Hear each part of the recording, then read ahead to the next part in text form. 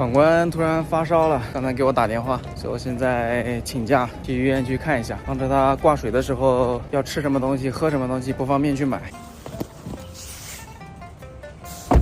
现在还出不去，要等同事把车给挪一下。管官前2天就已经在咳嗽了，尤其是昨天咳的特别严重，给他买了那个止咳糖浆，喝了好像没什么效果。今天应该是咳的受不了了，去医院去检查了一下，是肺炎。关键过年期间，他跟叔叔阿姨都一直在一起，都是一起吃喝，一起出门，一起回家，其他人都没事，也不知道什么原因导致的。一定要督促他锻炼身体。过完年阿姨走之前，特地跟我说，我俩就是有空的时候。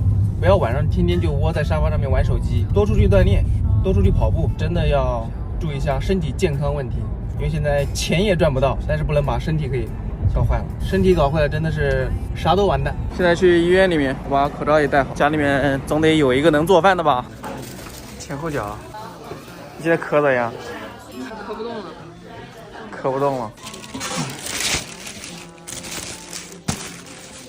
这我也看不懂呢。是个白色的点点，都是炎症。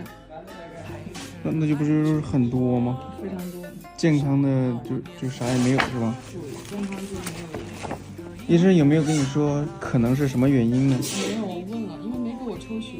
阿姨可知道，她只知道你今天来检查了是不是？她不知道我来检查。还不知道来检查，我跟你说你就不要说，说了之后你又得挨个骂。医生有没有说会不会传染？大部分不传染。我希望你就是那个大部分。休息几天来着？医生本来说先挂3天水，所以在单子上写休息3天。然后我说医生，你给我写5天吧，我这假不太好请，变成了休息5天。可以，真厉害。也是休息1个月的第1天上班，然后现在又接着休息5天。可是我肺炎了呀。这还低了，还不够嘞，喝吗？医生写的这个字儿总是这么的飘渺，那就是解的意思，也就是说也不用吊水。走吧，去开药。要拿下这个药。这就是睡觉前的，睡觉前半个小时吃1粒，1天只能吃1次，剩下的他都写在壳子上。你要吃啥来着？吃面条，我就真的给你煮面条嘞。你想吃什么？家里面只有面条，说煮面条给他吃好像不太高兴，那只能出来买汤圆。